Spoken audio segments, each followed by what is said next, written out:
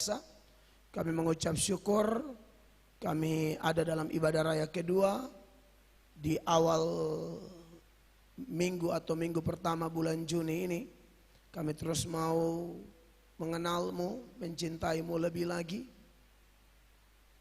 Kami beri diri kami Tuhan pakai demi kepentingan Tuhan dalam hidup kami yang sementara ini. Dan biar Tuhan dimuliakan, banyak orang diselamatkan melalui kehidupan kami. Kami kuduskan hari Sabat, kami memuji menyembah Tuhan, kami mau diisi oleh firman-Mu yang akan memperlengkapi kami menjadi saksi-saksi Kristus yang luar biasa. Kami tahu Tuhan sudah ampuni dosa kami, maka tidak ada penghalang bagi kami untuk menerima sukacita, kekuatan, mujizat, pertolongan, kebaikan-kebaikan Tuhan yang luar biasa melalui pemberitaan firman dan perjamuan kudus nanti. Demi nama Tuhan Yesus kami berdoa, dan semua yang siap menerima berkat Tuhan satu hati kita berkata amin. Beri tepuk tangan yang meriah bagi Tuhan. Silakan duduk jemaat terkasih.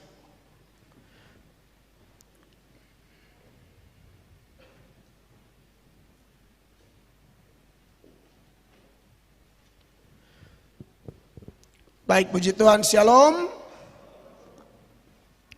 Puji Tuhan, saudara-saudara, hari ini kita akan sama-sama mempelajari firman Allah yang terambil dari Kisah Para Rasul pasal 2. Ada ayat 1 sampai ayat 13. Tapi kita baca ayat 1 sampai ayat 4 saja secara bersama-sama. Kisah pasal 2 mulai ayat 1, 1, 2, dan 3. Ketika tiba hari Pentakosta, semua orang percaya berkumpul di satu tempat.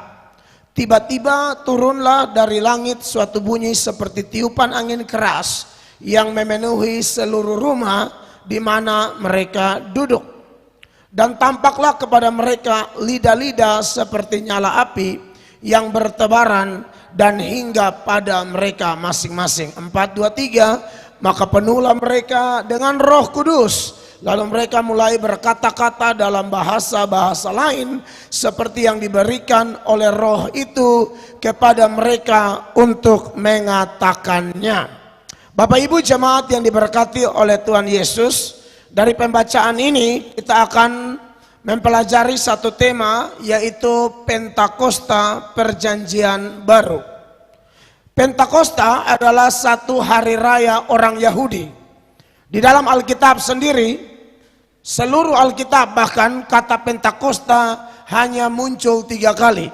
Yang pertama dalam Kisah pasal 2 ayatnya yang pertama tadi, dan kemudian ada di beberapa bagian lagi. Misalnya dalam Kisah Para Rasul pasal 20 ayat 16, di sana Pentakosta disebut sebagai sebuah hari raya. Perhatikan ayat ini.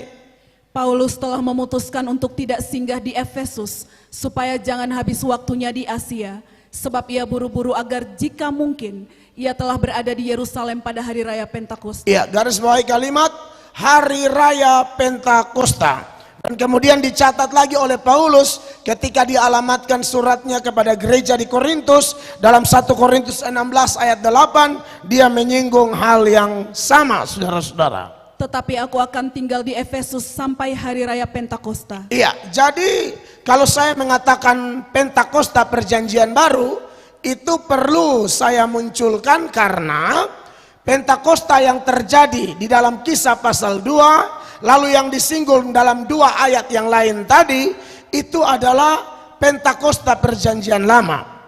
Pentakosta itu artinya hari ke-50. Hari ke-50 dari mana? Dari paskanya Perjanjian Lama atau paskanya orang Israel yang kita kenal dengan Passover. Passover itu hari ke-50 setelah pasca orang Israel. Pasca orang Israel adalah keluarnya atau bebasnya orang Israel dari Mesir atau tanah perbudakan. Pentakosta Perjanjian Lama ini yang sedang dirayakan di dalam Kisah pasal 2. Nah, pada Kisah pasal 2 itulah terjadi pencurahan Roh Kudus dan kemudian lahirnya gereja Tuhan. Pentakosta Perjanjian Lama itu mereka memperingati 2 hal. Ya, yang pertama adalah hari memperingati turunnya 10 hukum Allah. Dan yang kedua itu hari raya 7 minggu, di mana pada puncaknya mereka merayakan hari raya hulu hasil. Dan pada hari raya itu orang tidak boleh bikin yang lain. Mereka harus beribadah, kalaupun kerja tidak boleh berat. Makanya beberapa data di dalam Bilangan atau langsung saja Imamat 23 ayat 21, firman Allah mengingatkan kita seputaran itu. Pada hari itu juga kamu harus mengumumkan hari raya dan kamu harus mengadakan pertemuan kudus. Janganlah kamu melakukan sesuatu pekerjaan berat. Itulah suatu ketetapan untuk selama-lamanya di segala tempat kediamanmu turun-temurun. Bandingkan juga dengan Bilangan 28 ayat 26. Pada hari hulu hasil, pada waktu kamu mempersembahkan korban sajian baru kepada Tuhan, pada hari raya lepas 7 minggu, haruslah kamu mengadakan pertemuan kudus, maka tidak boleh kamu melakukan sesuatu pekerjaan berat. Iya, jadi lepas 7 minggu itu hari ke-50, itu hari hulu hasil. Jadi waktu hari Pentakosta pencurahan Roh Kudus terjadi itu, orang Israel dari berbagai tempat, yang Yahudi yang di luar Israel atau orang di luar Israel yang beragama Yahudi tahu perintah ini, perayaan hari hulu hasil. Maka berbondong-bondonglah orang pada waktu itu. Bahkan Alkitab berkata semua orang di bawah kolong langit ini yang beragama Yahudi muncul di situ. Ini kelihatan di ayat 5 dari Kisah Para Rasul pasal 2 itu. Dikatakan demikian. Waktu itu di Yerusalem diam orang-orang Yahudi yang saleh dari segala bangsa di bawah kolong langit. Dan merupakan skenario Tuhan bahwa pada waktu orang-orang berkumpul karena kepentingan hari raya Pentakosta Perjanjian Lama itulah, maka terjadilah Pentakosta Perjanjian Baru. Kalau Pentakosta Perjanjian Lama adalah hari ke-50 setelah Paskah Perjanjian Lama atau Passover, Pentakosta Perjanjian Baru hari ke-50 setelah Paskah Perjanjian Baru, Happy Easter, yaitu kebangkitan Tuhan Yesus Kristus. 50 hari kemudian itulah hari Pentakosta. Istilah yang benar Pentakosta, bukan Pantekosta. Di Alkitab tidak ada kata Pantekosta, yang ada Pentakosta. Kalau ada gereja nama Pantekosta, itu mungkin mereka punya latar belakang atau dasar sendiri. Tapi kalau yang di Alkitab, Penta itu 5. Dari Penta ini menurunkan kata panca. Seperti itu. Nah, saudara yang diberkati oleh Tuhan Yesus Kristus, itu sedikit keterangan seputaran perbedaan antara Pentakosta Perjanjian Lama dan Pentakosta Perjanjian Baru. Nah, saudara-saudara yang diberkati oleh Tuhan Yesus Kristus, Pentakosta Perjanjian Baru ini dikaitkan dengan hari di mana Roh Kudus dicurahkan. Bicara tentang Roh Kudus, ini tak terhindarkan. Kita akan bahas sedikit yang bersifat doktrinal. Kenapa? Karena gereja Kristen, orang percaya dari berbagai sinode gereja, kita mempercayai doktrin Tritunggal. Di mana? Kita mempercayai Tritunggal itu artinya satu Allah, 3 pribadi. Satu hakikat, 3 pribadi. Bapa adalah Allah, Yesus adalah Allah, Roh Kudus adalah Allah. Ini perlu diingatkan terus, karena hari-hari ini muncul pandangan-pandangan yang out of Bible, out of context, tidak sesuai dengan Alkitab lagi, tidak sesuai dengan ajaran Kristen lagi.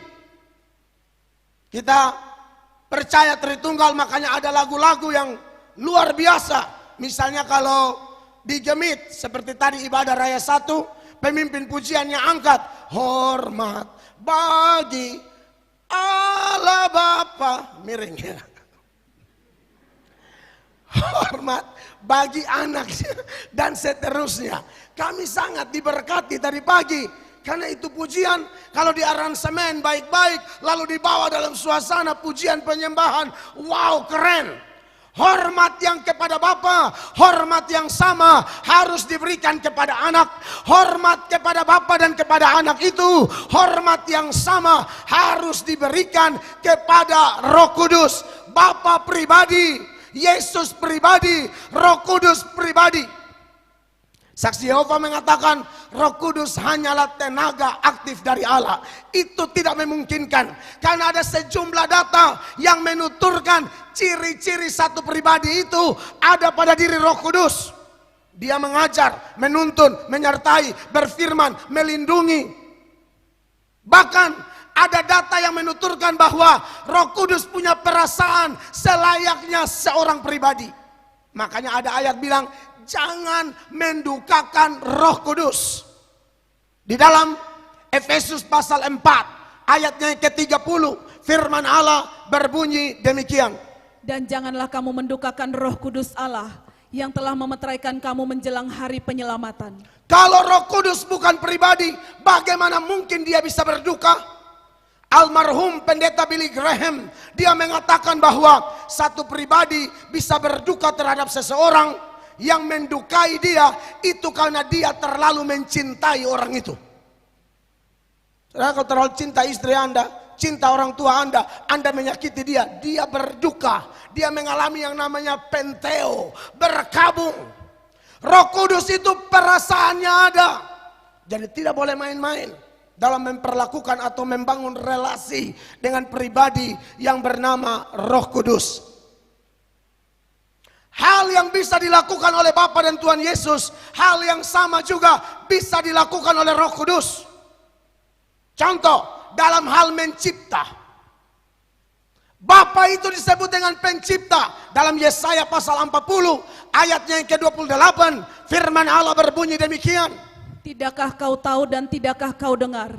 Tuhan ialah Allah kekal yang menciptakan bumi dari ujung ke ujung. Ia tidak menjadi lelah dan tidak menjadi lesu, tidak terduga pengertiannya. Tuhan ialah Allah kekal yang menciptakan. Ini bicara tentang Bapa. Tapi di bagian yang lain, dia juga bicara bahwa Yesus Kristus juga menciptakan segala sesuatu dari tidak ada menjadi ada. Dan tanpa Yesus tidak ada sesuatu pun yang diciptakan dari semua yang sudah diciptakan. Dalam Yohanes pasal 1 itu ya, ayat 1, 2, dan 3, ini keterangan tentang Kristus. Perhatikan. Pada mulanya adalah firman. Ya. Firman itu bersama-sama dengan Allah dan firman itu adalah Allah. Itulah Yesus. Ia pada mulanya bersama-sama dengan Allah. Ayat 3 sama-sama 2, 3. Segala sesuatu dijadikan oleh dia dan tanpa dia tidak ada sesuatu pun yang telah jadi dari segala yang telah dijadikan. Yesaya 40 ayat 28 mengingatkan Bapa pencipta. Yohanes pasal 1 ayat 3 mengingatkan Tuhan Yesus pencipta. Lalu di mana ayatnya mengatakan Roh Kudus juga menciptakan? Ada banyak. Salah satunya adalah Ayub pasal 33 ayatnya yang keempat. Firman Allah berbunyi demikian. Roh Allah itu Roh Kudus telah membuat aku, menciptakan aku. Dan nafas yang maha kuasa membuat aku hidup. Bapa mencipta, Yesus mencipta, Roh Kudus mencipta. Jadi kesimpulannya, langit, bumi, laut beserta segala isinya diciptakan oleh siapa? Allah Tritunggal. Allah Tritunggal itu Alkitabiah. Jadi pandangan seperti Oneness, Unitarian, kelompok-kelompok yang menolak sisi kejamakan di dalam Allah, jelas mereka berbenturan dengan data-data yang begitu kuat di dalam kitab suci. Bahasa Ibrani untuk kata Allah, itu dia pakai kata Eloah. Dan Eloah itu adalah bentuk tunggalnya. Kalau tambah im, itu jamak. Setiap akhiran im, itu jamak. Makanya ada Elohim.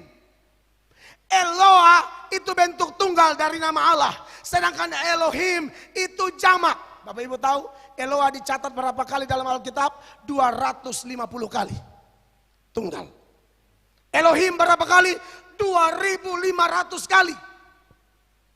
Justru data tentang kejamakan Allah dari sudut kata Eloah dan Elohim saja, data tentang kejamakan Allah jauh lebih banyak dari data tentang ketunggalan Allah. Eloah 250, Elohim 2500. Saudara yang diberkati oleh Tuhan Yesus. Makanya firman Allah bilang ketika menciptakan manusia itu, Kejadian 1 ayat 26, dengan tegas firman Allah mengatakan ada kata kita di sana. Berfirmanlah Allah, baiklah kita menjadikan manusia menurut gambar dan rupa kita, supaya mereka berkuasa atas ikan-ikan di laut dan burung-burung di udara, dan atas ternak dan atas seluruh bumi, dan atas segala binatang melata yang merayap di bumi. Garis bawahi, baiklah kita menjadikan manusia menurut gambar dan rupa kita. Kita di sana siapa? Ditekankan di ayat 27, perhatikan saya baca. Maka Allah menciptakan manusia itu menurut gambarnya, menurut gambar Allah. Jadi kita di sana Allah, bukan Allah dan malaikat seperti pandangan yang pernah beredar. Oh itu Allah sedang ajak malaikat, jadi malaikat ciptaan sekaligus pencipta. Salah besar. Kalau malaikat juga ciptaan sekaligus pencipta, berarti malaikat juga layak terima penyembahan. Buktinya Daniel mau sembah dia tolak, Yohanes mau sembah dia di Pulau Patmos dia tolak, karena malaikat tidak pernah layak disembah. Malaikat makhluk ciptaan. Bahkan jujur saja, dibanding dengan manusia, sesungguhnya kalau dilihat dari konteks penebusan, manusia lebih berharga dari malaikat. Malaikat jatuh ke dalam dosa, tidak ada penebusan. Yesus menjelma jadi manusia bukan untuk menebus malaikat, tapi menebus kita. Beri tepuk tangan yang meriah bagi Tuhan. Dalam 2 Petrus 2 ayat 4 ada keterangan tentang malaikat-malaikat yang berbuat dosa. Dan untuk mereka tidak ada penebusan, hanya ada neraka. Perhatikan.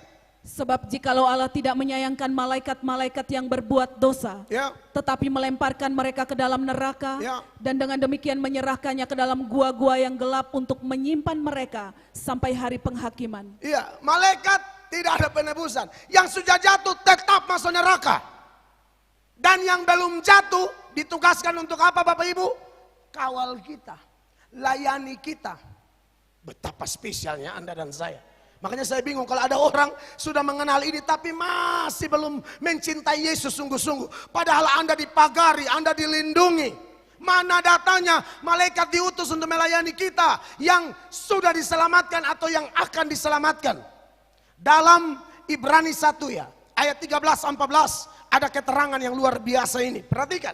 Dan kepada siapakah di antara malaikat itu pernah ia berkata, duduklah di sebelah kananku sampai kubuat musuh-musuhmu menjadi tumpuan kakimu. Siapa mereka ini, malaikat-malaikat ini? 14.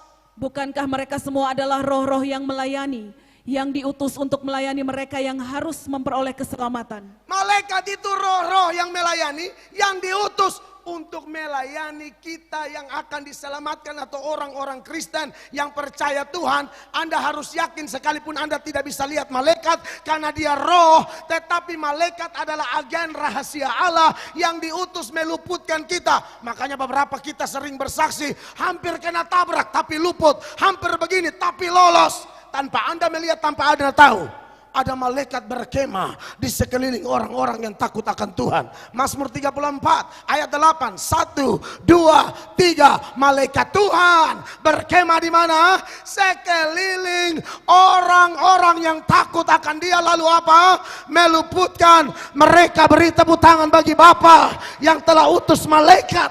Kawal kita. Kawal kita. Saya kenal beberapa pendeta yang selalu dikawal oleh bodyguard. Serius. Pendeta jalan ada 2 badan besar main begini terus. Itu ya siapa? Ada yang bilang bodyguard. Saya tanya pendetanya agak malu. Beberapa kawan anggota TNI datang ke saya dan berkata, Pak Pendeta bekawal kok. Tak usah. Waktu saya lagi bermasalah. Video-video saya viral tuh. Itu kan banyak mau anggota polisi TNI bilang, Pak Pendeta kawal aja udah kawal. Ya sudah le, kawal. Beta aku mau kawal sorga cemburu malaikat ondor beta mati. Sehot banatalan NTT sejabodetabek. Itu debt collector preman-preman asal timur rong kawal beta supereksa. Kenapa? Sudah lah kau bosong jui. Jangan bikin aneh-aneh beta super tobat, jangan gila dong. Jaga beta di hotel dari pagi, dari malam sampai pagi. Hanya berjaga-jaga. Ngapain? Betul son tidur. Son jaga apa toh? Artinya betul cuma malaikat bain dong. Tato naga, babo naga semua. Anak Tuhan sejati. Serius beta kalau di Jakarta, apalagi konteks orang Kupang, oh itu selesai. Bebung sekeliling tuh barat semua. Jadi beta kayak pendeta gila begitu tuh. Jangan apa jangan bikin beta itu masa lalu lah. 2 orang sakonya mati-mati angin juga supaya malaikat lebih yakin bantu ketong gitu. Kalau soal agak begini malaikat lu dia ya urus. Beta ondor, mati ketong. Nah, saudara yang diberkati oleh Tuhan Yesus Kristus, bahwa malaikat tidak pernah ikut campur dalam menciptakan kita. Justru dia layani kita. Aduh saudara-saudara, ini ayat bukan muncul supaya kita sombong. Ini ayat muncul supaya kita tambah bersyukur, tambah rendah hati, tambah berkata, Tuhan, siapakah aku ini jadi biji matamu. Amin. Anda terlalu penting di mata Tuhan. Sebesar apa Tuhan penting di mata Anda? Anda jawab sendiri. Nah, saudara-saudara yang diberkati oleh Tuhan Yesus Kristus. Jadi kalau bicara tentang Roh Kudus, apa yang dilakukan oleh Bapa, apa yang dilakukan oleh Tuhan Yesus, itu juga dilakukan oleh Allah. Contoh lain, dalam kaitan dengan kebangkitan Tuhan Yesus. Sebenarnya yang berperan dalam kebangkitan Tuhan Yesus adalah Allah Tritunggal. Baik Bapa, Tuhan Yesus sendiri maupun Roh Kudus. Saya tunjukkan, ada banyak sih. Salah satu ayat yang membuktikan Bapa membangkitkan Yesus. Galatia pasal 1 ayat 1. Perhatikan.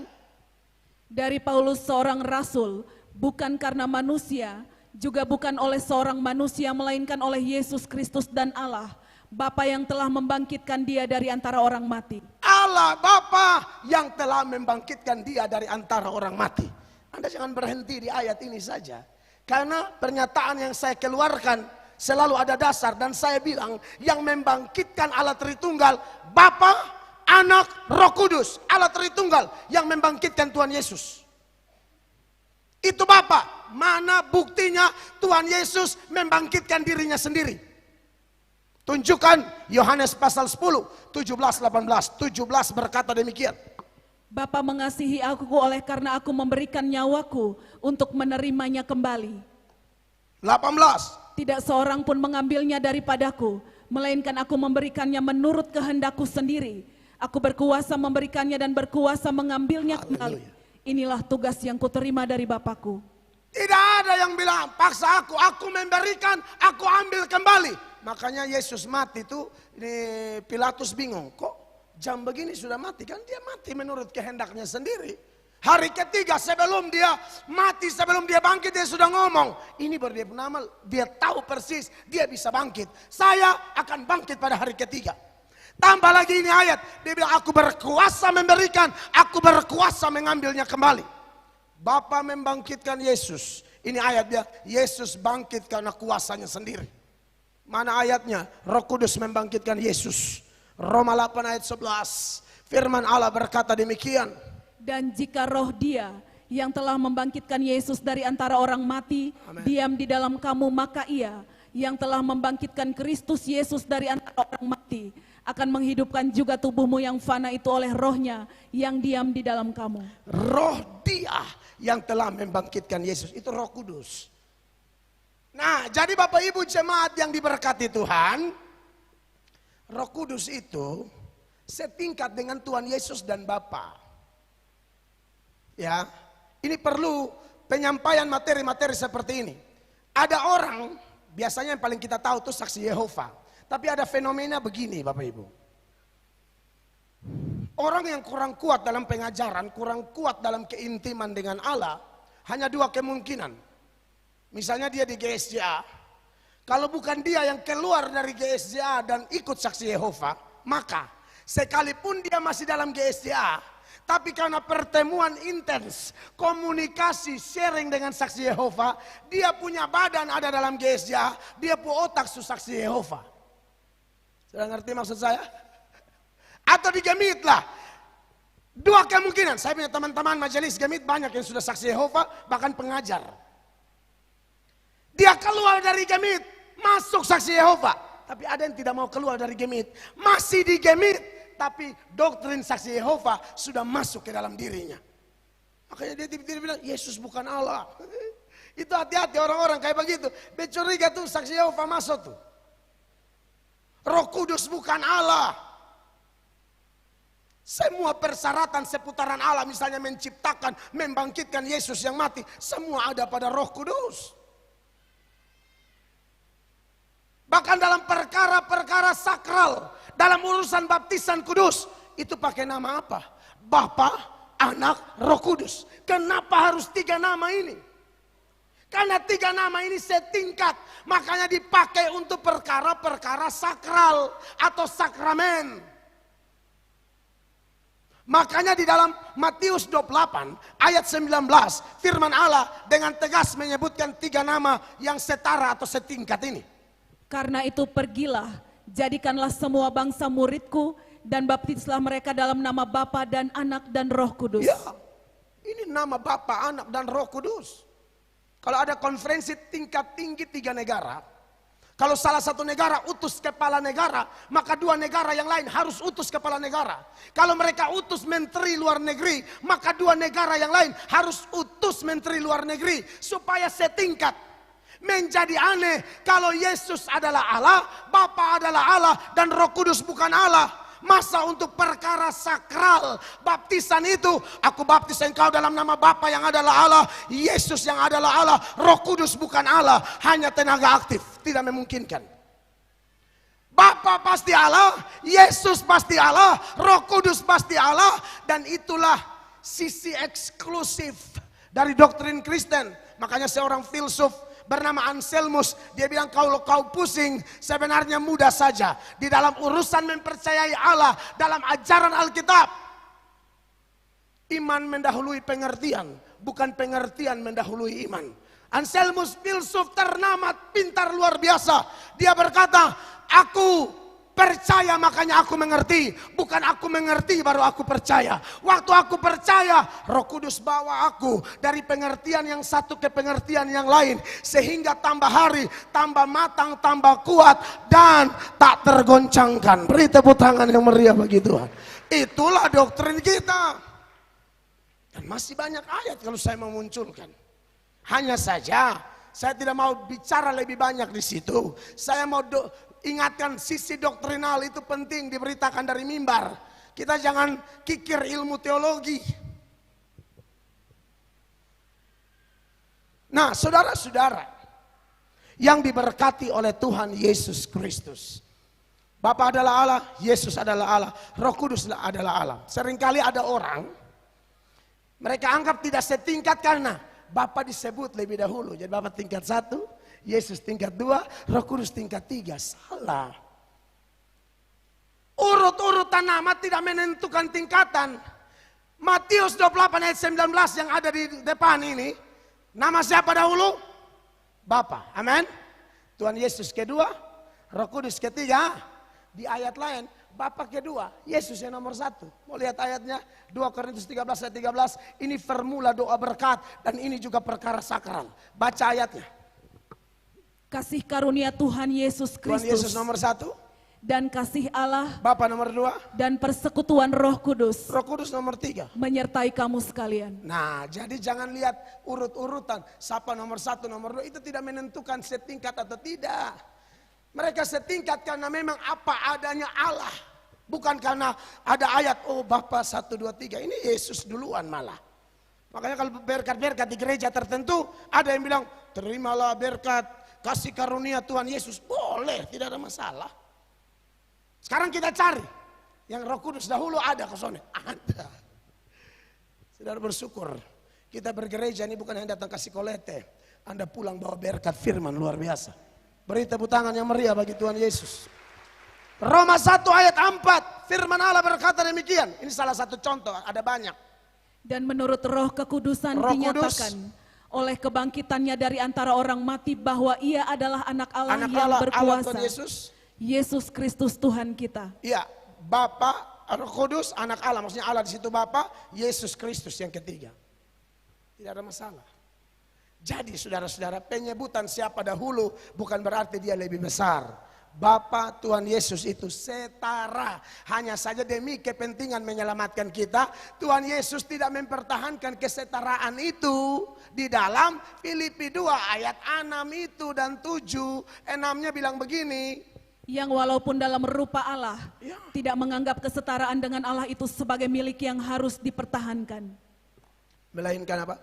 Melainkan telah mengosongkan dirinya sendiri dan mengambil rupa seorang hamba dan menjadi sama dengan manusia. Iya, kekasih-kekasih Tuhan. Jadi itu keterangan seputaran pentingnya kita belajar doktrin.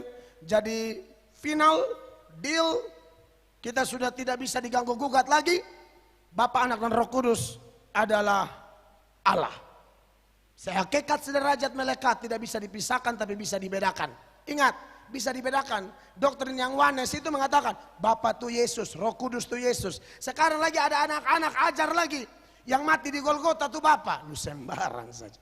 Yang mati di Golgota tuh Tuhan Yesus. Makanya di perkataan ke-7 itu dia bilang, ya Bapa, ke dalam tanganmu kuserahkan nyawaku. Bapa bukan Yesus, Yesus bukan Bapa, Roh Kudus bukan Yesus, Yesus bukan Roh Kudus. Tapi ketiganya tidak bisa dipisahkan. Makanya Yesus berkata, aku dan Bapa satu. Dalam Yohanes 10 ayat 30. Itu ayat pendek saja. Sama-sama baca, 1, 2, dan 3. Aku dan Bapa adalah satu. Orang Yahudi tahu, waktu Yesus ngomong ini, dia sedang sejajarkan dirinya dengan Allah. Ini kelihatan di ayat selanjutnya, 31. Sekali lagi orang-orang Yahudi mengambil batu untuk melempari Yesus. Kenapa? Gara-gara perkataan tadi itu, 32. Kata Yesus kepada mereka, banyak pekerjaan baik yang berasal dari Bapakku yang kuperlihatkan kepadamu. Pekerjaan manakah di antaranya yang menyebabkan kamu mau melempari aku? 33. Jawab orang-orang Yahudi itu, bukan karena suatu pekerjaan baik maka kami mau melempari engkau, melainkan karena engkau menghujat Allah, dan karena engkau sekalipun hanya seorang manusia saja menyamakan dirimu dengan Allah. Waktu Yesus bilang aku dan Bapa satu, kita jangan tafsir Alkitab menurut cara berpikir orang Kolhua atau Koinino, Yahudi. Itu belajar Alkitab tuh lihat kulturnya, banyak faktor menentukan. Bukan asal tahu sepotong lu omong babunya babiruk. Dalam alam berpikir orang Yahudi kalau ada orang yang begini, beta dan Bapa satu, kata untuk sama rata. Itu langsung mau kena lempar. Kenapa? Karena mereka tidak mengerti keberadaan Yesus atau praeksistensi Kristus. Nah, saudara-saudara yang diberkati oleh Tuhan Yesus, saya sudah biasa khotbah moral, bahkan dalam satu khotbah ada moral paling banyak, ada doktrin juga. Jadi saya harap jemaat mau berpikir keras, mau dengar khotbah-khotbah doktrinal. Jangan cari khotbah solusi. Keuangan lah apa, Mario Teguh, Jamel Atok. Kita di gereja ini kan mesti ajar yang begini-begini, amin. Saudara dapat gratis, mahasiswa teologi aja belum tentu mengerti ini. Dulu saya lama 5 tahun, habis sekolah teologi baru mengerti. Selama sekolah teologi tetap bingung-bingung, kakak belum kirim uang, tambah bingung. Mau bayar kan? Itu nih saya ngomong doktrin, tesan maso memang, Lloyd kan muif. Jemaat yang dikasihi oleh Tuhan Yesus Kristus. Jadi saya harap ini menjadi sesuatu yang luar biasa bagi kita. Nah mari kita lanjut saudara-saudara. Berkaitan dengan Pentakosta Perjanjian Baru. Yang tercatat dalam Kisah Para Rasul pasal 2 ayat 1 sampai ayat 13 yang kita baca 4 ayat tadi.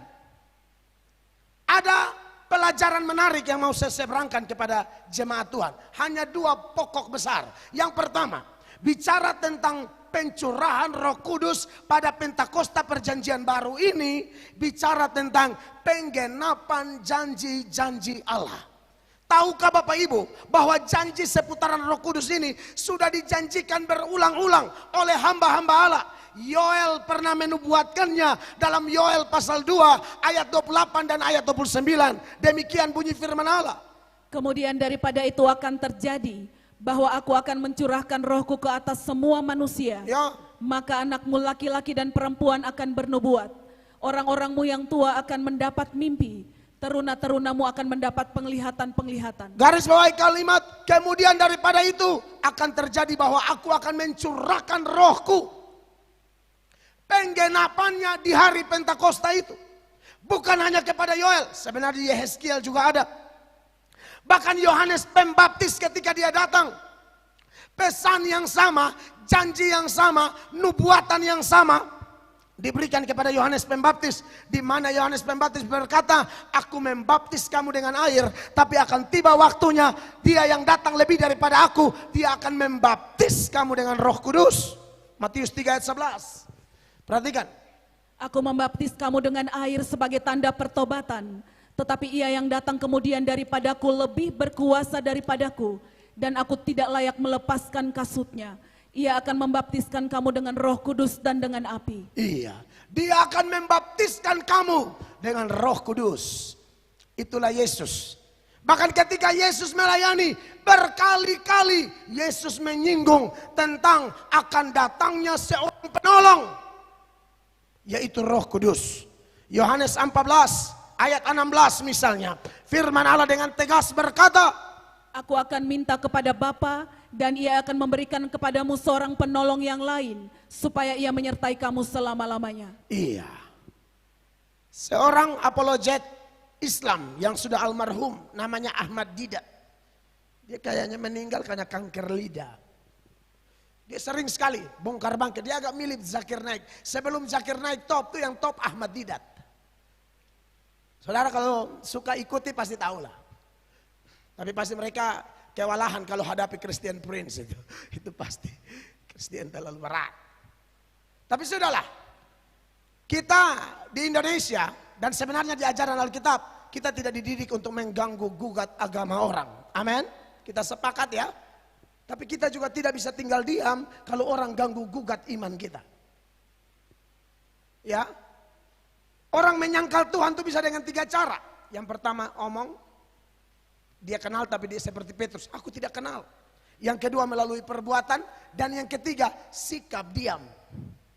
Ada pepatah mengatakan diam itu emas, tapi untuk urusan kebenaran kalau kau diam, diam bukan emas, diam kau pengecut. Tuhan tidak berikan kepada kita roh ketakutan, jadi tidak boleh malu. Makanya dalam 2 Timotius 1 ayat 6 dan seterusnya, Paulus mengingatkan Timotius, kau sudah ditumpangi tangan, karunia Roh Kudus sudah turun, jangan takut. Roh itu bukan roh penakut. Perhatikan 2 Timotius 1 mulai ayat 6. Karena itulah kuperingatkan engkau untuk mengobarkan karunia Allah yang ada padamu oleh penumpangan tanganku atasmu. Iya, waktu Paulus doakan dia, Roh Kudus bekerja. Lalu Paulus lanjutkan bilang begini di ayat 7. Sebab Allah memberikan kepada kita bukan roh ketakutan, Haleluya. melainkan roh yang membangkitkan kekuatan, kasih, dan ketertiban. Ayat 8 dia tekankan, jangan malu beritakan Injil. Jadi janganlah malu bersaksi tentang Tuhan kita. Amin. Dan janganlah malu karena aku seorang hukuman karena dia, melainkan ikutlah menderita bagi Injilnya oleh kekuatan Allah. Jangan malu mengatakan Yesus Tuhanku. Dan juga jangan malu mengaku bilang, saudara kenal Pak Melatok. Karena Paulus bilang, jangan malu bersaksi beta Jo. Kadang-kadang ada orang di sini berani bersaksi Yesus mah. Pak Melu penggembala. Soalnya ketong agak. Yo Melatok nanti pintu tertutup semua ya. Haleluya. Tapi saudara tidak ada di sini. Ini yang ada di parkiran. Kita aku mengaku bahwa Melatok itu dia penggembala. Atau bahkan alba itu di sana mau. Ibu tuh ini mengaku mau banyak orang suka nih sama untuk bisnis, proyek-proyek mau gol jadi gol lagi. Haleluya. Tuhan ampuni ya. Paulus bilang jangan bermalu bersaksi tentang Tuhan. Lu jangan malu bersaksi gara-gara beta, gara-gara banyak suka beta sampai beta masuk penjara. Orang tanya bilang kenal Paulus. Paulus. Ini yang mana, yang Rote apa yang Ambon? Sengaja putar. Bilang saya kenal, Beb Gembala, kenapa? Kenapa? Bab tu pun voice turun di ketong jalur cari. Jemaat yang diberkati Tuhan. Nah, saudara-saudara, bahwa Roh Kudus dicurahkan. Tapi waktu Ahmad Didat baca itu janji Yesus dalam Yohanes 14 ayat 16 tadi, yang bilang akan datang seorang penolong, Ahmad Didat bilang itu Muhammad. Nabi Muhammad, nabinya orang Islam, bukan nabi kita. Itu Nabi Muhammad kita hargai saja kan. Orang Islam pun nabi nah. Tapi jangan bilang Muhammad ada di Alkitab, tidak ada. Dari Kejadian sampai Wahyu tidak ada Muhammad di Alkitab. Ahmad Didat bilang ada. Bilang ini nih Tuhan Yesus janji Muhammad. Saya jelaskan satu persatu khusus bagian ini. Di sini dikatakan, aku akan minta kepada Bapa dan ia akan memberikan kepadamu seorang penolong. Penolong terkata Yunani parakletos. Tapi penolong di sini disebut dengan penolong yang lain. Penolong yang satu itu anda Tuhan Yesus. Tapi ini dikatakan yang lain. Yang lain dari kata Yunani itu ada dua kata. Kita belajar kuliah bahasa Yunani ini ya. Yunani untuk kata yang lain itu ada dua kata. Yang pertama heteros, yang kedua alos. Heteros artinya yang lain tapi berbeda jenis. Yang pertama kalau aqua, ini saya sana ada kopi di sini atau tena. Ada daun teh kok. Katakanlah ini saudara, anggap aja ini kopi lah ya. Heteros itu begini. Yang lain tapi beda jenis. Pertama air mineral, yang kedua kopi. Itu heteros. Kalau alos, yang pertama air mineral persis, yang kedua juga persis seperti dia. Nah, sekarang kita cek kata Yunaninya. Kata yang lain di sini dia pakai heteros atau alos. Ternyata dia pakai kata alos. Berarti yang lain tapi sejenis. Mengerti pesannya? Roh Kudus Allah, yang lain ini harus Allah. Roh Kudus, Yesus Allah, yang lain yang datang ini harus Allah. Muhammad bukan Allah. Yesus Maha Kuasa, yang datang ini Maha Kuasa. Yesus hidup selama-lamanya, yang datang ini hidup selama-lamanya. Muhammad tidak hidup selama-lamanya. Jadi pasti itu bukan Muhammad. Masalahnya ini ayat mengatakan supaya ia menyertai kamu selama-lamanya. Muhammad itu ada tanggal lahirnya, ada tanggal matinya. Janji ini, perhatikan yang lain. Janji ini pertama-tama diberikan kepada murid-murid. Nanti dia datang sertai kamu. Murid-murid sumati 500 tahun berikut baru Muhammad lahir. Kapan Muhammad sertai Petrus? Tangkap ya. Ini biar teman-teman Islam tahu aja, tidak ada masalah. Karena ini masalahnya orang sudah omong itu, copot ayat kami. Tidak ada Muhammad di Alkitab, dia ada di Al-Quran. Silahkan belajar Al-Quran. Tidak usah otak-atik Alkitab kami. Yang aneh buat kami ialah seringkali hina-hina Alkitab. Tapi untuk membenarkan pandangan kalian, kalian cari ayat dari Alkitab. Saya bingung. Bilang ini palsu. Tapi kenapa paksa dirimu copot dari sini untuk melakukan pembenaran ke sana? Tidak perlu. Harusnya tidak perlu, tidak boleh. Amin. Saudara, menyertai kamu selama-lamanya. Ini ayat bukan hanya kepada rasul-rasul, tapi kepada kita yang percaya. Nah kalau ini Muhammad, saudara yakin Muhammad yang sertai saudara ke kantor? Atau gimana? Kan tidak. Muhammadnya sudah meninggal. Ngerti ya? Nah makanya kami ini bukan belajar Alkitab abal-abal. Ini kerjaan kami.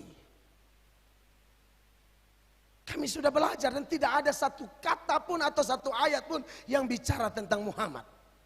Abdul Somad pernah copot dari kitab Ulangan dan lain sebagainya. Itu juga tidak ada kaitan dengan Muhammad. Nah itu kalau sudah hina kami, jangan dong cari kebenaran dari Alkitab ini, jangan.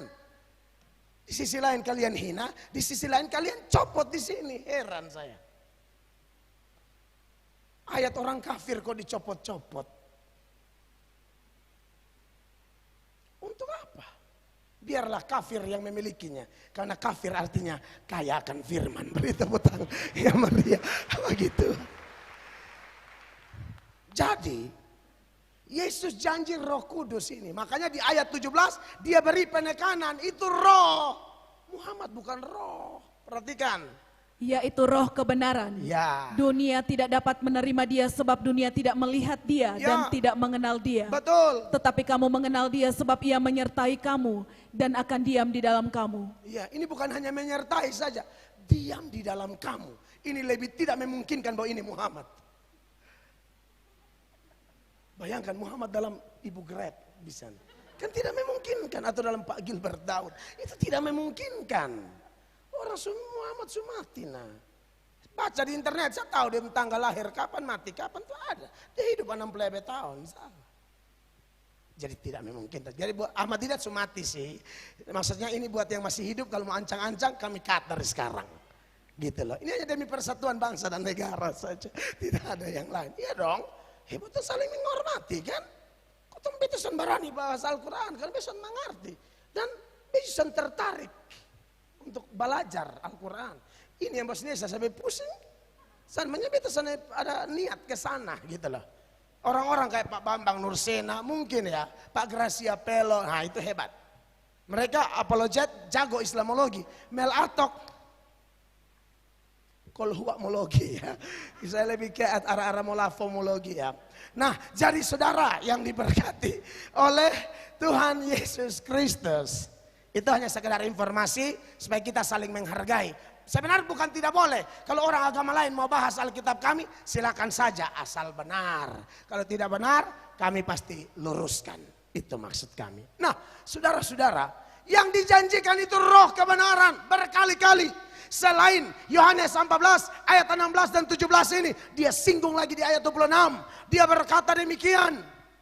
Tetapi penghibur yaitu Roh Kudus yang akan diutus oleh Bapa dalam namaku, dialah yang akan mengajarkan segala sesuatu kepadamu dan akan mengingatkan kamu akan semua yang telah kukatakan kepadamu. Iya. Nah, itu akan terjadi setelah Yesus pergi. Yesus naik ke sorga. Tanpa itu Roh Kudus belum dicurahkan. Makanya kenapa 10 hari lalu kita memperingati kenaikan Yesus ke sorga. Hari ini Roh Kudus dicurahkan menurut sejarah. Data kitab suci yang dapat dipercaya. Makanya dalam Yohanes 16 ayat 7. Firman Allah bilang begini. Namun benar yang kukatakan ini kepadamu Ya. adalah lebih berguna bagi kamu jika aku pergi. Sebab jikalau aku tidak pergi, penghibur itu tidak akan datang kepadamu. Tetapi jikalau aku pergi, aku akan mengutus dia kepadamu. Yesus naik ke sorga dulu. 10 hari kemudian, kalau dari hitung kebangkitan 50 hari. Tapi kalau dari kenaikan 10 hari kemudian, terjadilah pencurahan Roh Kudus yang kita bahas hari ini. Jadi kesimpulannya saudara-saudara, berbicara pencurahan Roh Kudus, dia Tuhan kalau janji apa, dia pasti buat. Amin. Dia beda sama manusia. Manusia bisa lupa, amnesia ringan, katoki di tembok geger otak, dan lupa apa yang dia janjikan. Tapi Allah tidak pernah lupa apa yang dia janjikan. Firman yang pergi tidak akan kembali dengan sia-sia. Bilangan 23 ayat 19 mengatakan demikian. 1, 2, 3. Allah bukanlah manusia sehingga ia berdusta. Bukan anak manusia sehingga ia menyesal. Masakan ia berfirman dan tidak melakukannya, atau berbicara dan tidak menepatinya, dia pasti tepati. Amin. Petrus waktu tulis suratnya, dia bahas tentang ada orang pengejek-pengejek. Pengejek-pengejek ini mempertanyakan janji Allah. Katanya Yesus mau datang, di mana? Di mana? Itu ada dalam 2 Petrus 3, mulai ayat 3 dan 4. Ayat 3 bilang begini. Yang terutama harus kamu ketahui ialah bahwa pada hari-hari zaman akhir akan tampil pengejek-pengejek dengan ejekan-ejekannya, yaitu orang-orang yang hidup menuruti hawa nafsunya. 4. Kata mereka, di manakah janji tentang kedatangannya itu? Sebab sejak bapak-bapak leluhur kita meninggal, segala sesuatu tetap seperti semula pada waktu dunia diciptakan. Sebagai gembala hamba Tuhan, saya berharap tidak ada di antara jemaat, baik di ruangan ini maupun yang sedang ikut live streaming, jangan ada saudara yang meragukan janji Allah. Jangan ada saudara yang masuk dalam barisan-barisan pengejek yang mempertanyakan janji-janji Allah. Ini orang-orang tidak kenal Tuhan. Di mana janji tentang kedatangannya itu? Ini dari dulu khotbah itu terus bilang Yesus mau datang, Yesus mau datang, Yesus mau datang. Mana Yesus datang? Saudara, waktu Tuhan dengan waktu kita beda. Ayat 8. Mereka sengaja tidak mau tahu bahwa oleh firman Allah Ayat langit 8 maksud saya, langsung 8. akan tetapi saudara-saudaraku yang kekasih, yang satu ini tidak boleh kamu lupakan, yaitu bahwa di hadapan Tuhan 1 hari sama seperti 1000 tahun dan 1000 tahun sama seperti 1 hari. Kita jam pagi kita punya 24 jam nih. Tuhan bilang 1000 tahunnya kamu, 1 harinya saya. Jangan protes-protes, dia tidak mungkin lalai menepati janjinya. 9, sama-sama, 2, 3. Tuhan tidak lalai menepati janjinya. Sekalipun ada orang yang menganggapnya sebagai kelalaian, tetapi ia sabar terhadap kamu. Karena apa? Ia menghendaki supaya jangan ada yang binasa, melainkan supaya semua orang berbalik dan bertobat. Apapun janji Allah, mau janji tentang Roh Kudus, janji tentang kedatangan kedua, atau janji-janji pribadi yang saudara dapat saat mendengarkan khotbah, saat teduh dan lain sebagainya, harus berkata janji Tuhan ya dan amin. Kalau dia berjanji, kau cari dahulu kerajaan Allah dan kebenarannya, yang lain ditambahkan, harus percaya. Kau setia nanti dapat mahkota, harus percaya. Pencobaan-pencobaan yang kamu alami tidak melebihi kekuatanmu, Allah akan beri jalan keluar sehingga engkau sanggup menanggungnya. Harus percaya ayat itu. Amin. Bahkan harus yakin. Semua saudara yang rajin berdoa, seperti yang kita terapkan pendeta 1 jam, jemaat 30 menit, pendeta baca Alkitab 1 tahun selesai, jemaat 2 tahun selesai. Dan dalam doa-doa kita harus yakin dia sanggup menjawab lebih dari yang kita doakan, lebih dari yang kita pikirkan. Efesus 3 ayat 20, sama-sama baca. 1, 2, 3. Bagi dialah yang dapat melakukan apa? Jauh lebih banyak daripada yang kita doakan atau pikirkan, seperti yang ternyata dari kuasa yang bekerja dalam kita. Kuasa itu kuasa Roh Kudus. Orang ada Roh Kudus dia tidak akan berhenti berdoa. Dia lemah, Roh Kudus bantu dia. Roma 8 ayat 26, silakan. Ini 2 turun sudah. Tunggu. Silakan. Demikian juga Roh membantu kita dalam kelemahan kita, sebab kita tahu bagaimana sebenarnya harus berdoa. Kita Tetapi tidak tahu, ulang. sebab kita tidak tahu bagaimana sebenarnya harus berdoa. Ya. Tetapi Roh sendiri berdoa untuk kita kepada Allah dengan keluhan yang tidak terucapkan. Iya, saudara-saudara. Jadi saya yakin dan percaya bahwa orang yang ada Roh Kudus, dia akan tambah hari, tambah kuat, tambah yakin kepada janji-janji Tuhan. Anda pernah dikecewakan oleh janji seseorang? Atau jangan sampai Anda dan saya yang mengecewakan orang dengan janji-janji kita. Janji ini kan banyak toh. Janji politik,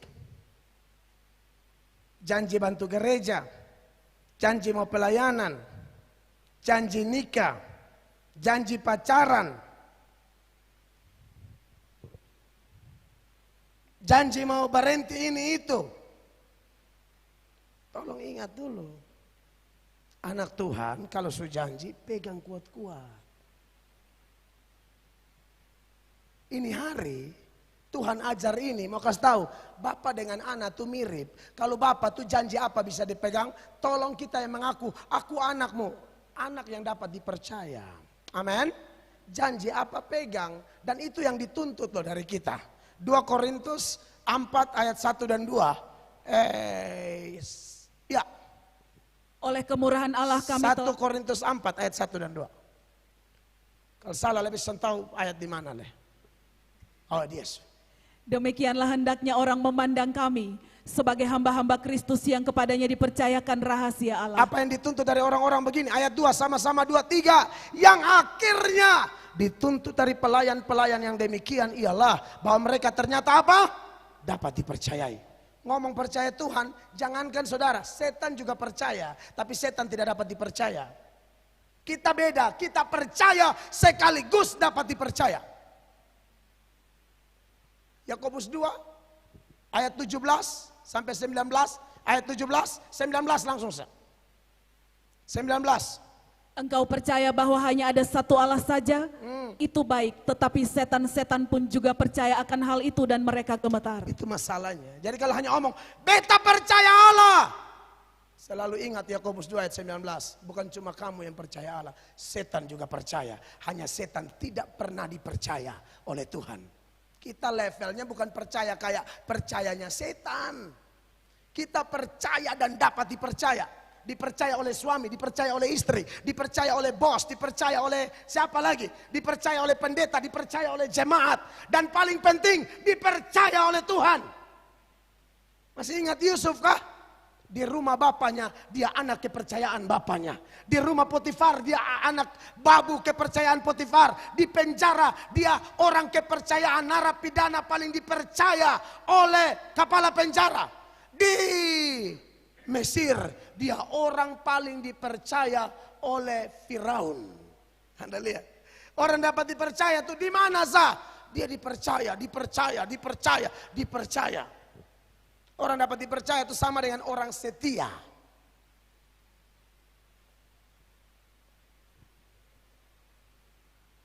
Jadi saya sampaikan ini kepada jemaat sekalian. Bapak kita begitu, jadi kita harus begitu. Amin. Tapi sudahlah kalau kita pernah dikecewakan oleh janji-janji manusia. Atau kita pernah mengecewakan orang. Hari ini kita bertobat. Pegang kuat-kuat janji Allah. Karena tidak ada janji seperti janjinya. Mazmur 12 ayat 7, inilah janji Tuhan. 1, 2, 3, janji Tuhan adalah apa? Janji yang murni, bagaikan perak yang teruji, 7 kali dimerikan dalam dapur peleburan di tanah. Haleluya. Makanya selalu cari Tuhan ya. Saat manusia mengecewakan, larinya ke Allah. Jangan balas dendam, larinya ke Allah. Jalaki bikin lucu, lu sangka. Beru di konde mangga.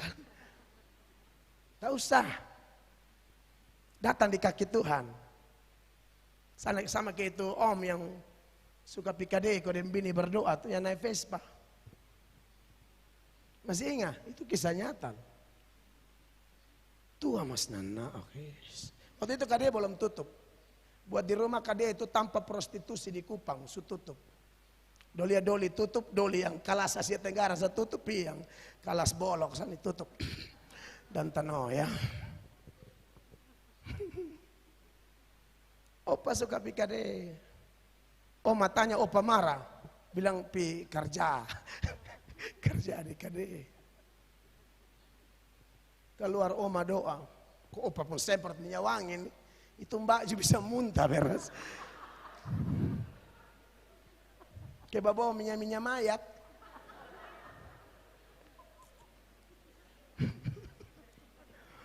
Opa turun dari Vespa lama.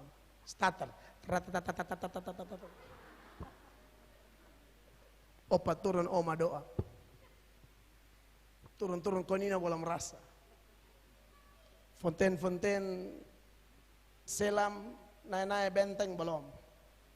Turun Kupang Beach. Ini benar. Turun Kupang Beach tuh. Opa rasa bilang ada yang bilang begini, belok. Pulang lu, pulang. Opa belok, Vespa kan. Opa belok. Beta pernah live ini. Langsung yang masuk tuh sebut itu tanta pun nama. Karena tanta cerita di umum, makanya beta cerita ulang. Bukan tanta konseling dan beta sonde, tanta bersaksi.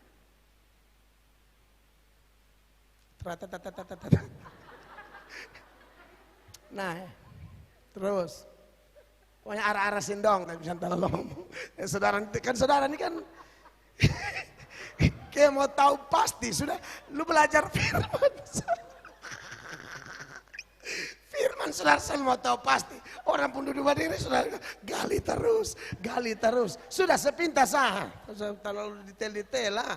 Kalau ayat baru.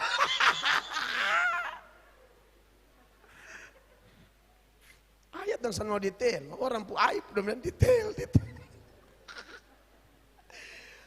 Opa ternyata. Sampai begini opa masuk kamar tuh, opa lihat bini ada berdoa, opa menangis, opa bilang aduh mama besok tahu apa yang jama sama beta. Mama tadi beta mau pikade mama bilang beta tahu saya. Tiap kali lu keluar tuh beta yakin. Saudara, akhirnya dipulihkan. Tidak ada yang mustahil bagi Tuhan. Amin. Bini kuat berdoa. Kalaupun kita dikecewakan dengan janji-janji manusia, datang pada Tuhan, kuasanya tidak berubah dahulu, sekarang, sampai selama-lama. Kita harus yakin bahwa Yesus sanggup merubah orang siapapun, sekotor apapun, sebejat apapun. Pribadi Yesus kuasa Roh Kudus sempurna. Amin. Yesus melakukannya selesai. Bapa merancang, Yesus melaksanakan selesai di Golgota. Yang selesai di Golgota ini bisa mendarat di hati kita. Itu peran Roh Kudus.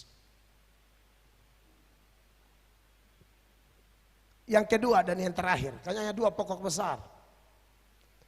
Yang kedua bicara tentang Pentakosta Perjanjian Baru seturut teks kita ini. Penekanan utama, ini hal kedua. Penekanan utama dari pencurahan Roh Kudus itu adalah pemberitaan Injil. Itu utama. Makanya di Kisah Para Rasul pasal 1 ayat 8, Tuhan Yesus bilang, kenapa kamu harus tunggu Roh Kudus di Yerusalem? Supaya kamu diberi kuasa jadi saksi. Perhatikan. Tetapi kamu akan menerima kuasa kalau Roh Kudus turun ke atasmu, ke atas kamu, dan kamu akan menjadi saksiku di Yerusalem dan di seluruh Yudea dan Samaria dan sampai ke ujung bumi. Nah, menarik, berkaitan dengan kepentingan pemberitaan Injil atau kita diperlengkapi jadi saksi Kristus. Sepanjang 4 ayat yang kita baca dalam pembukaan tadi, itu ada beberapa keterangan yang mau saya kaitkan atau seberangkan kepada kehidupan seorang yang dipakai Tuhan untuk memberitakan Injil. Yang pertama di ayat 2 mengatakan ada tiupan angin. Perhatikan ini ayat. Tiba-tiba turunlah dari langit suatu bunyi seperti tiupan angin keras yang memenuhi seluruh rumah di mana mereka duduk.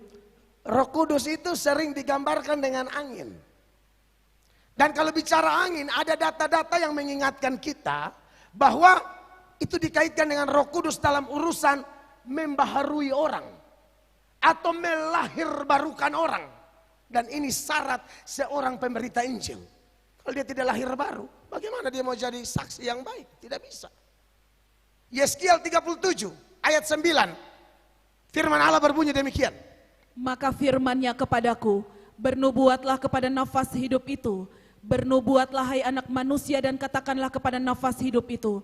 Beginilah firman Tuhan Allah, hai nafas hidup, datanglah dari keempat penjuru angin dan berembuslah ke dalam orang-orang yang terbunuh ini supaya mereka hidup kembali. Iya, kata roh itu saudara-saudara dari bahasa Ibrani roah, dari bahasa Yunani pneuma. Roah dan pneuma ini bisa bicara tentang angin, nafas atau roh. Nah, menarik bahwa Yeskiel 37 ayat 9 ketika bicara tentang nafas dari 4 penjuru angin, ini penggambaran Roh Kudus. Karena ayat-ayat selanjutnya secara eksplisit menerangkan itu. Ayat 14 langsung. Aku akan memberikan rohku ke dalammu, sehingga kamu hidup kembali dan aku akan membiarkan kamu tinggal di tanahmu. Amin. Dan kamu akan mengetahui bahwa aku Tuhan yang mengatakannya dan membuatnya, demikianlah firman Tuhan. Ternyata bicara nafas, angin di dalam ayat-ayat sebelumnya itu ada kaitan dengan Roh Kudus yang dikatakan aku akan memberikan rohku ke dalammu sehingga kamu hidup kembali. Ini juga diulang oleh Yesus lagi berkaitan dengan ini bahwa roh itu melahirbarukan orang. Itu kelihatan di dalam Yohanes 3 ayat 8. Dikatakan demikian, ada angin di sini. Angin bertiup kemana ia mau, dan engkau mendengar bunyinya, tetapi engkau tidak tahu dari mana ia datang atau kemana ia pergi. Demikianlah halnya dengan tiap-tiap orang yang lahir dari roh. Iya. Orang yang dilahirkan oleh roh. Jadi sekali lagi, kita tidak bisa jadi Kristen biasa yang hanya bilang, oh Yesus mati di Golgota. Yesus mati di Golgota, karya luar biasa itu bisa mendarat di hidup kita kalau kita dilahir barukan oleh Roh Kudus. Makanya ada ayat bilang, kalau kamu tidak dilahirkan dari roh, kamu tidak akan melihat kerajaan Allah. Ini ayat berapa nih? 8. Ayat 5-nya. Jawab Yesus, aku berkata kepadamu, sesungguhnya jika seorang tidak dilahirkan dari air dan roh, ia tidak dapat masuk dalam kerajaan Allah. Berarti Roh Kudus melahirbarukan orang, saudara. Nah ini baru dia mantap jadi saksi. Kalau orang dilahirbarukan, dia melayani pakai prinsip hidup untuk melayani, bukan melayani untuk hidup. Kita melayani bukan karena oh di sini gaji besar. Kan saudara tahu ini pertumbuhan gereja mulai dari berapa orang. Saya ditempatkan di sini bukan orang sebanyak. Wah ini tanpa basah. Oh tidak, kita kerja putus kayu batu nih dengan pertolongan Tuhan.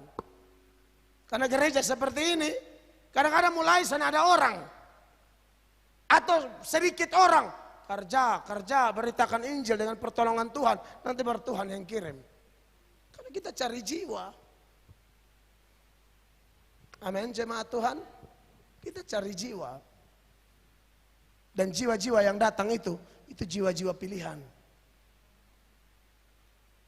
Selain angin, dia juga bicara lidah-lidah api di ayat ketiga. Perhatikan, ini juga tidak bisa dilepaskan dari kehidupan para pemberita Injil. Dan tampaklah kepada mereka lidah-lidah seperti nyala api yang bertebaran dan hinggap pada mereka masing-masing. John Calvin mengatakan begini seputaran ayat ini. Pada waktu hari Pentakosta, kisah 2 ayat 3 itu ada lidah-lidah api. Tujuannya apa? Supaya rasul-rasul dibaharui secara luar biasa. Karena angin bicara yang tadi, tapi api bicara penyucian. Tidak bisa tidak. Kalau mau dimurnikan harus Roh Kudus menyucikan kita. Semua pendeta juga orang berdosa sekalipun dia sudah bertobat. Kalau tidak bergaul dengan Roh Kudus bahaya. Kita harus minta kepenuhan Roh Kudus setiap hari dan itu diperintahkan. Kamu jangan mabuk anggur, kamu harus penuh Roh Kudus. Efesus 5 ayat 18. Perhatikan, Efesus 5 ayat 18. Dan janganlah kamu mabuk oleh anggur, karena anggur menimbulkan hawa nafsu, tetapi hendaklah kamu penuh dengan roh. Mabuk anggur atau mabuk alkohol dikontraskan dengan penuh Roh Kudus. Kenapa? Karena mabuk anggur itu tak terkendali. Orang bisa hilang keperawanan hanya gara-gara mabok. Tuhan bisa kasih hamil pembantu suhamil pada bilang bukan bepung, padahal dia mabok. Kalau orang sudah mabok tidak terkendali. Tapi kalau orang dikuasai Roh Kudus terkendali. Lu mau godaan apa? Makanya kenapa kita harus di-cover, ditolong, disertai, dipenuhi. Dan menarik kalimat hendaklah kamu penuh dengan Roh Kudus. Itu kata perintah. Kata perintah itu ada bentuk auris, ada bentuk present. Kalau auris itu masa lampau cukup 1 kali. Tapi masalahnya ini present. Terus menerus. Makanya kenapa saya bilang sama jemaat Tuhan semua, kalau doa boleh kasih naik beban, tapi jangan lupa minta ini, penuhi hamba dengan rohmu. Kata penuhi dengan roh itu artinya dikuasai, dikendalikan terus menerus. Kalau tidak nanti kita kebablasan. Minta aja Tuhan jamin kasih kok. Hari Pentakosta sudah curahkan, sampai sekarang Roh Kudus tetap ada. Kan sudah terjadi pencurahannya, ini hanya memperingati. Amin, kekasih Allah. Kita perlu Roh Kudus, perlu penyucian hidup. Yang berikut, ayat 4 dari kisah 2 itu dikatakan apa? Maka penuhlah mereka dengan Roh Kudus, lalu mereka mulai berkata-kata dalam bahasa lain, seperti yang diberikan oleh Roh itu kepada mereka untuk mengatakannya. Iya, garis bawahi, maka penuhlah mereka dengan Roh. Saudara, ini sebenarnya kurang lengkap ya terjemahan bahasa Indonesia. Kalau dari NIV, dari New International Version, dia pakai kalimat ini. All of them were filled with the Holy Spirit. Ada kata all of them, mereka semua. Jadi bukan hanya rasul-rasul, tapi semua orang percaya yang ada di situ, mereka dipenuhi dengan Roh Kudus. Karena pelajarannya begini, Roh Kudus itu bukan hanya milik orang Kristen tertentu. Roh Kudus itu milik semua orang percaya. Beda kerja Roh Kudus dalam perjanjian lama dan perjanjian baru. Bedanya begini. Perjanjian lama, Roh Kudus hanya bagi orang tertentu dengan tugas khusus. Raja, imam, hakim. Tidak semua orang Yahudi ada Roh Kudus, tidak ada. Hanya raja, imam, hakim. Simson itu ada Roh Kudus. Saul itu ada Roh Kudus. Daud itu ada Roh Kudus. Imam seperti Harun dan anak-anaknya ada Roh Kudus. Tapi Roh Kudus perjanjian lama kerjanya tidak permanen. Karena dia tidak ada misi penyelamatan di situ, tapi hanya tugas khusus. Makanya kalau orang berdosa, roh bisa mundur seperti kasus Saul. Daud bersinah, Daud minta ampun, jangan biarkan rohmu pergi dariku. Karena Daud tahu Roh Kudus tidak nyaman di diri orang kotor seperti itu, yang bersinah dengan istri orang. Tapi perjanjian baru, Roh Kudus diberikan kepada semua orang. Dan semua orang itu diberi tugas khusus. Apa? Beritakan Injil. Beritakan Injil bukan cuma tugas rohaniwan, tapi semua jemaat Tuhan. Dan satu kali Roh Kudus masuk dalam diri kita, dia tidak akan keluar lagi. Makanya Efesus 1 ayat 13 dia pakai istilah metere, itu tidak bisa diganggu gugat. Perhatikan Efesus 1 ayat 13. Di dalam dia kamu juga, karena kamu telah mendengar firman kebenaran yaitu Injil keselamatanmu. Di dalam dia kamu juga, ketika kamu percaya dimeteraikan dengan Roh Kudus yang dijanjikannya itu. Roh Kudus itu jaminan awal sampai kita masuk ke sorga memperoleh semuanya. 14. Dan Roh Kudus itu adalah jaminan bagian kita sampai kita memperoleh seluruhnya. Yaitu penebusan yang menjadikan kita milik Allah untuk memuji kemuliaannya. Sekaligus mengingatkan, dengan Roh Kudus tidak mungkin keluar dari diri kita lagi. Maka good newsnya bagi orang yang sudah percaya Yesus ada Roh Kudus, keselamatan Anda tidak mungkin hilang. Beri tepuk tangan yang meriah bagi Tuhan. Sejak dimeteraikan sampai memperoleh seluruhnya. Karena kalau keselamatan itu hilang, aduh itu akan tabrak banyak ayat. Yohanes 3 ayat 16 bilang, karena begitu besar kasih Allah akan dunia ini sehingga ia telah mengaruniakan anaknya yang tunggal supaya setiap orang yang percaya kepadanya memperoleh hidup kekal atau hidup sementara. Nah kalau bisa hilang harusnya sementara, tapi karena kekal tidak bisa hilang. Dan ini hanya mereka yang percaya Yesus dan ada Roh Kudus, bukan Kristen asal-asalan.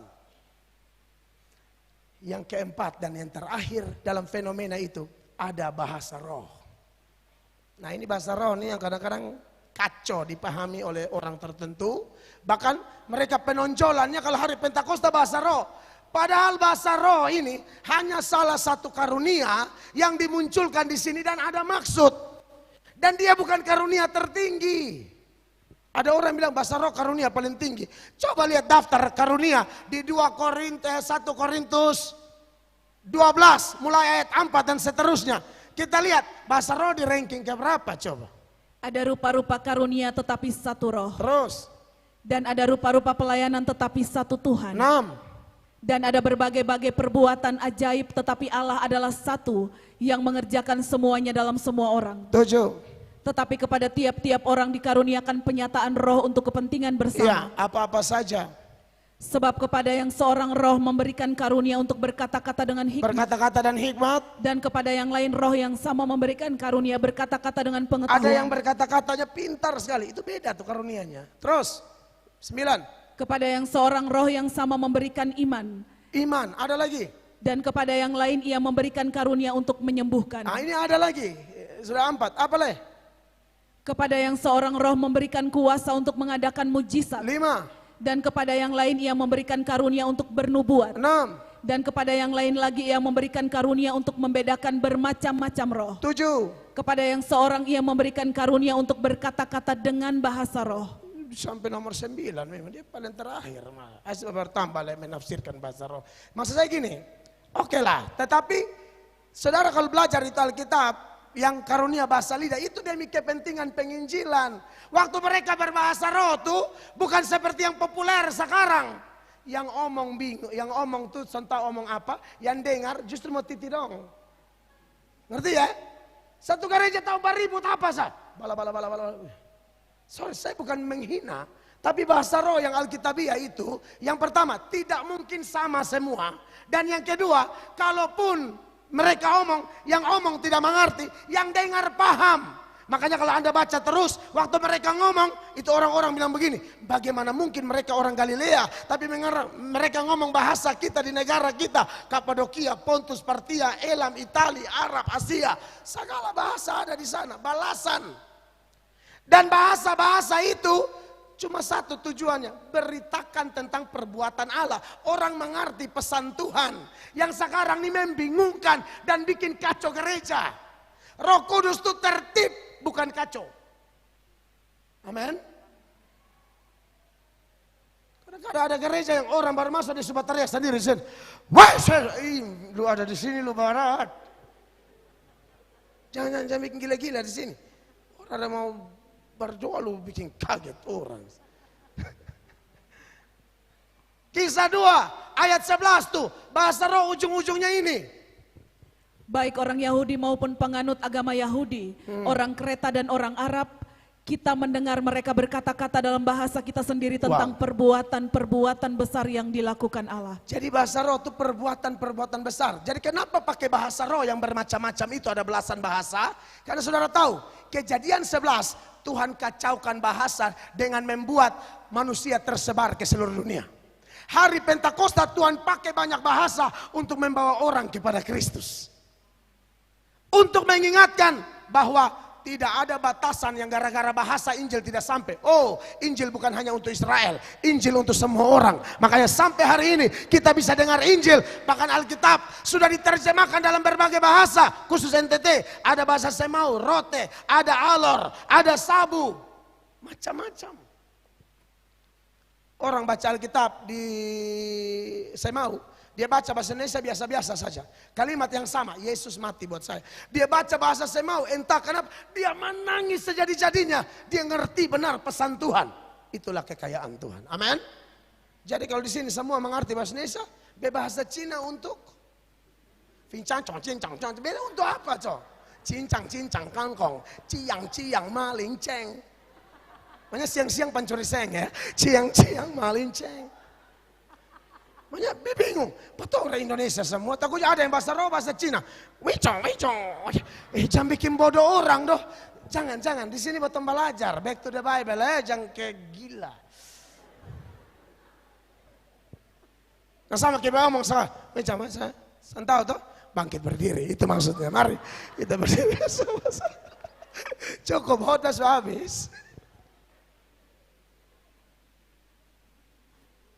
Haleluya, beri tepuk tangan yang meriah bagi Tuhan Yesus. Petugas perjamuan silakan di depan.